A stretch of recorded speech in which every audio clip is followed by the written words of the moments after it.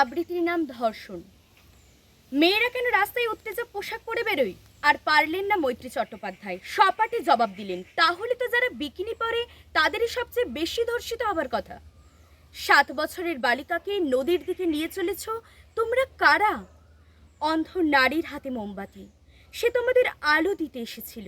তোমরা 3 জন অপেক্ষমান অন্ধকার ঘরে, সে তোমাদের আলো দিতে এসেছিল। তাহলে আলো ব্যর্থ? কে যেন বলল মেয়েদেরই দোষ। রাস্তায় বেরিয়ে মেয়েরা তো হাসে কেন? ওতে পুরুষ আকৃষ্ট হয়। হায় রে, মেয়েরা হাসতেও পারবে না। কে যেন বলল ভর সন্ধ্যাবেলায় মেয়েরা ছাদে দাঁড়ায় কেন? শুনুন, একটা মেয়ে কি পড়বে, কিভাবে হাসবে, কোথায় দাঁড়াবে, সেটা তাকেই ঠিক করতে দিলে ভালো হয়। পুরুষ যন্ত্রটি আপনার, আপনি নিজেই ওটার দায়িত্ব নিন।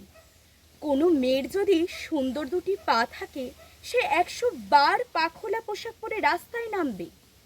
আমরা যারা ভালোবাসতে পারলাম না, তারাই হেমন্তের সন্ধ্যায় হাত ধরার নাম করে বুক ধরতে চেয়েছি।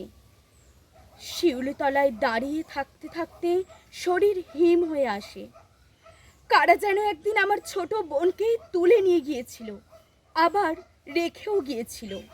বোন লজ্জায় মরে যেতে যেতে শিউলি গাছকে জড়িয়ে ধরতেই নিমিষে রূপান্তরিত হলো গাছে। 15 বছর বাদে আজও একটা দুটো শিউলি ঝরে পড়ে। শিউলির গন্ধ নয় বোন, তোর সত্য স্নাত চুলের গন্ধ ভেসে আসে। কোথাও কি সেই পুরুষ আছে যেই গাছকে ধর্ষণ করতে পারে? কোথাও কি সেই পুরুষ আছে যেই গাছকে ধর্ষণ করতে পারে?